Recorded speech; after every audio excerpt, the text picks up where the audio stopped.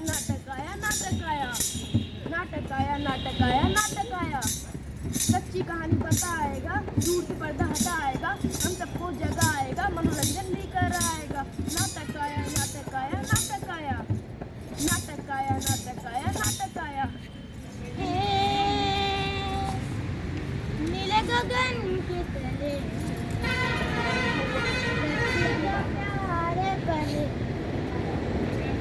अरे तुम कौन हो? मैं 1950 के दशक की बिजली हूँ। पर तुम तो बहुत खुश लग रही हो। हाँ, क्योंकि मैं सुख, शांति, शुद्धता और मासूमियत से भरपूर हूँ। तुम खुद ही देख लो, 1950 के दशक के पशु पक्षी कितने सुंदर और कितने मासूम। वह कितना ताज़ा पानी है, मेरा तो उछलने व कूदने का मन करता है। मछली जल की रानी है, जीवन का पानी है। हम गौवंशों को अपनी माँ के समान इज्जत और प्यार देने के लिए धन्यवाद। वाह कितनी ताज़ी व मुलायम घास है, खाकर मज़ा ही आ गया। अब मुझे चलना होगा, मेरा बछड़ा मेरा इंतजार कर रहा है। वाह कितना वातावरण है, मेरा तो गीत गाने का मन कर रहा।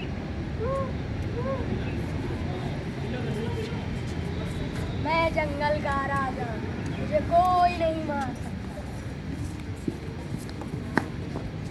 अब आओ 1950 के दशक के इंसानों से तो मिलो, कितने मेहनती व कितने ईमानदार।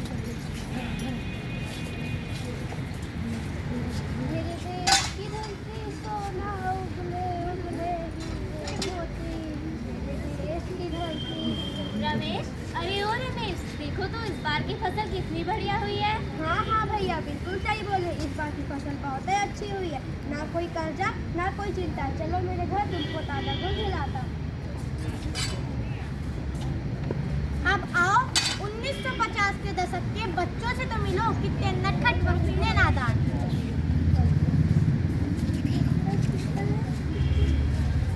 इधर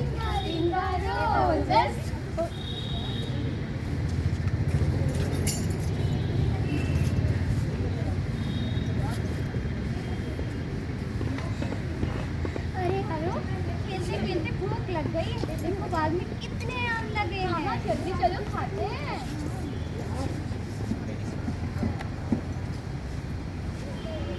जल्दी जल्दी खा लो, माँ घर पर इंतजार कर रही होगी। हाँ हाँ, चलो चलो, जल्दी चलो, भागो।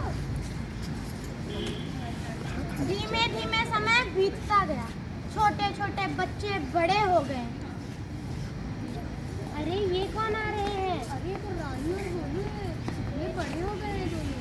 देखो गोलू, अपने गांव की मिट्टी की तो बात ही कुछ और है। चुप कर रानी, भूल गई वह घटनाएं वाले दिन जो हमें इस गांव के कारण सहने पड़े थे। पढ़ने के लिए हमें दूर जाना पड़ता था, घंटों लालटेन में आंखें सुला कर पढ़ना पड़ता था। यह चश्मे उसी की तो देन है।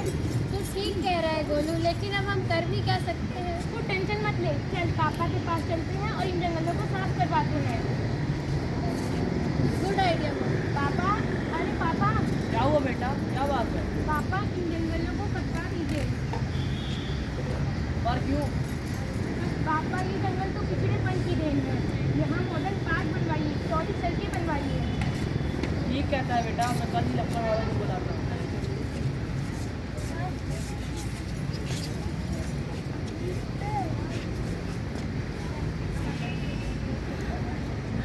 यार मोहन, इन पेड़ों ने तो हमें थका ही दिया। हाँ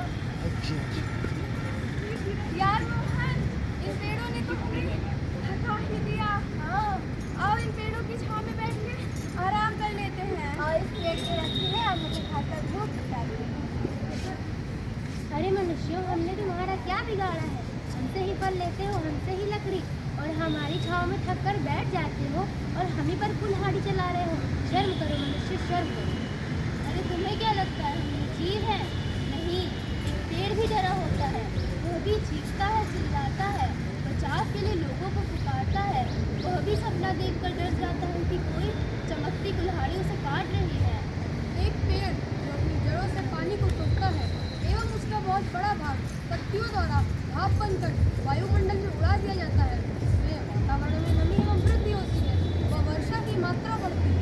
हम कार्बन डाइऑक्साइड लेकर ऑक्सीजन छोड़ते हैं। अगर हमें यूं ही काटा जाता रहा तो हमारा वातावरण का संतुलन बिगड़ जाएगा।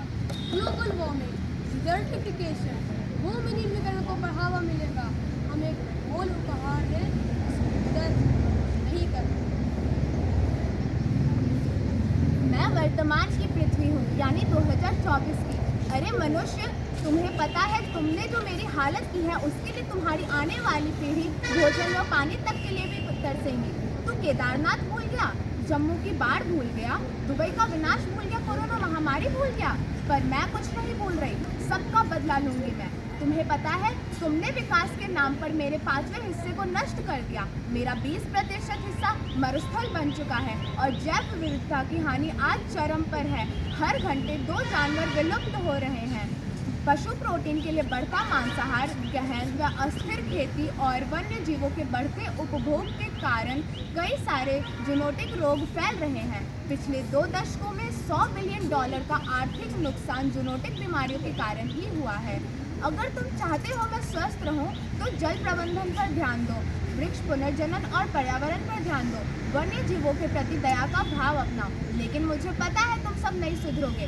चलो अब तुम्हें 2050 का दृश्य दिखाती हूँ।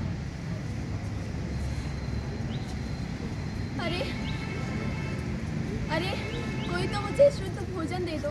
दूषित भोजन खा खा कर मेरा पाचन तंत्र खराब हो रहा है। भोजन, पानी, कोई तो मुझे शुद्ध पानी दे दो। दूषित पानी पी पी कर हम बीमार पड़ रहे हैं। पानी। कितना ताज़ा पानी था तालाब का, सारा पानी सूख गया और प्रदूषित हो गया। हे मनुष्य, मैंने तेरा क्या बिगाड़ा? पहले तूने मेरे बछड़े को पॉलिथीन खिला के मार दिया और मुझे भी दूध ना देने पे कसाई खाने भेज देते हो और कहते हो कि मैं तुम्हारी माता हूँ। तुमने जिन को अपनी माता कहा है उन सब का विनाश किया है। तुमने पृथ्वी को अपनी माता कहा, उसे नष्ट कर दिया। तुमने गंगा को अपनी माता कहा, तुमने उसे नष्ट कर दिया और मुझे अपनी माता कहते हो।